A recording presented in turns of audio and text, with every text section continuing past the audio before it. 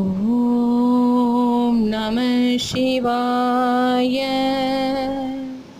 அப்படின்னு 11 டைம்ஸ் சொல்லிட்டு 11 முறை உங்கள் வேண்டுதலை சொல்லுங்கள். உங்கள் வாழ்க்கையினிலிருந்து மாறிடும்.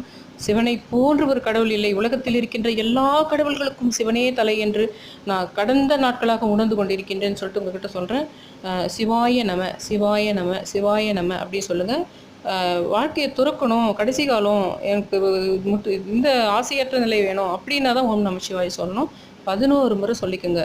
ஆனால் சொல்கிறது நிதானமாக ஓம் நம சிவாய அப்படி.